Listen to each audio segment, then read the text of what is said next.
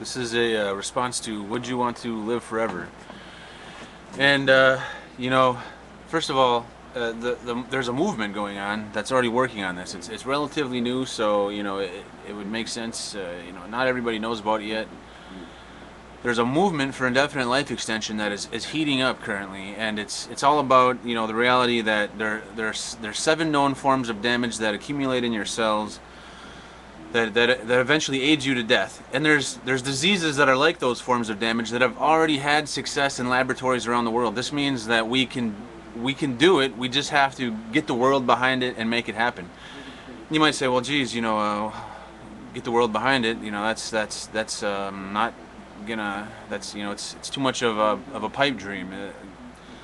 But the world gets behind all kinds of things. The world, has school systems and libraries and hospitals, and the world, there are bands and brands of jelly, that are in the mainstream of the world. An important cause like this can and is working on, and I think will get through to the world. So the question is, would we want to live forever? Well, part of the problem, a lot of us went through this. I did myself. Is that you have to think about it in the right terms, and the terms are not forever. It's the idea that we want to live indefinitely. Do we want indefinite life extension? Forever, is actually probably mathematically impossible. It's like, how can you live forever? Because you never know if you're going to die tomorrow. But living indefinitely means that you can still get hit by a truck, you can still catch a rogue disease. You're still probably going to die, but the option is open to you. If you choose to live, where you want to try to keep on going, then you can do that. And you also have the choice to die if you want to, and if you want to live on the edge, you're still free to do that. And also, who's to say that you can't live on the edge and live for a very, very long time? You can still do a lot of things like that, like fly into outer space and go bungee jumping and stuff like that. A lot of people are under the impression that 100% of bungee jumpers die, but that's not the case. People will still die. It's just that it opens up the opportunity. And okay, so there's 3 main reasons for the movement for indefinite life extension, and those are why we should think we can do it, and what we can do to get there. And I could go on forever. I got YouTube videos on these things, but basically, why is because of the big picture of existence. There's a lot of stuff to do. Some people say, well, we could play basketball and then listen to music, and we'd run out of things to do. Not true at all.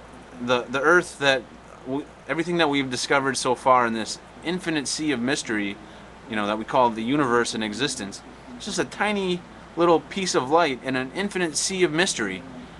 There's a lot more stuff out there, and I outline that in a list that I call the Big 8.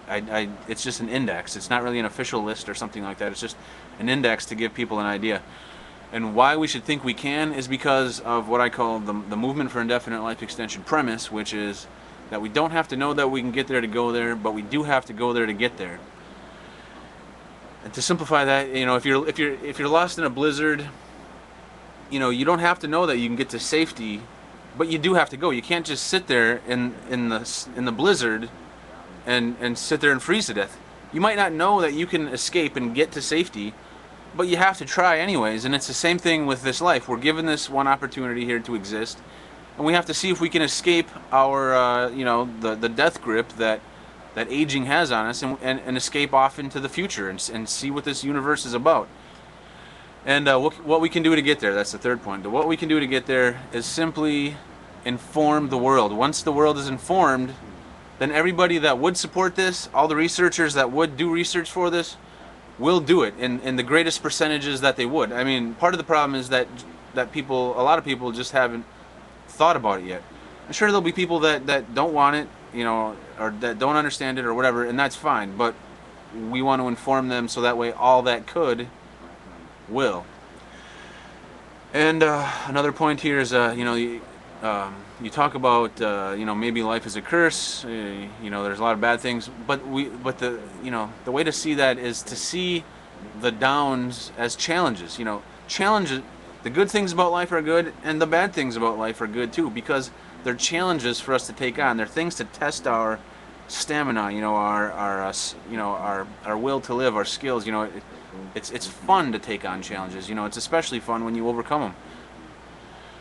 And a lot of people that argue against indefinite life extension love to say that you need the good with the bad. Well, that's a good argument for indefinite life extension, because you know there'll be ups and downs which contrast things and make the flowers smell better, and that's all great. You know, it's you need the bad things too. And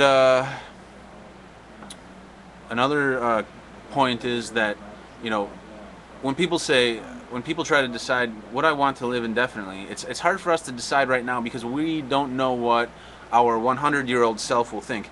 Let's leave that up to our 100-year-old self to decide. You know, if we're still healthy and have things to do tomorrow and still have friends and family around when we're 100, then we're probably not going to want to, you know, not wake up tomorrow. We're not going to think, geez, I think I can't believe I'm not dead yet. I should probably be dead. Maybe I should think about trying to die. You know, we're not going to think that. As long as we're healthy and there's stuff to do tomorrow, we're going to want to keep on going. And we'll always have the option to die if we want to. We can end the therapies that keep us alive. We can, you know, live further out on the edge, or you know, you don't have to live indefinitely if this research works out. And let's see here. Another person in one of your video responses, somebody said that a short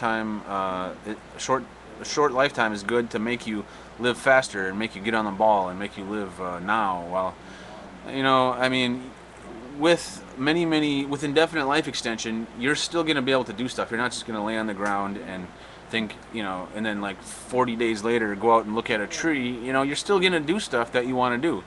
If you want to, you know, go and travel around, you know, you're still going to do that. You know, you're still going to have fun. In fact, you know, we might even be able to argue that it's the idea that we might live forever that allows us to live more fully, because, you know, kids are famous for, you know, thinking that they're going to live forever, for not realizing their own mortality. And they're also known for living, you know, higher on the horse. You know, they're known for you know, living further out on the edge, and so, you know, that seems to fly in the face of that argument.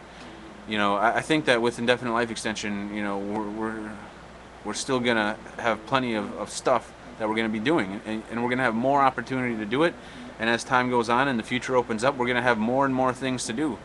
You know, the point is to not miss out on this opportunity to know this incredible existence that we've all been thrust into here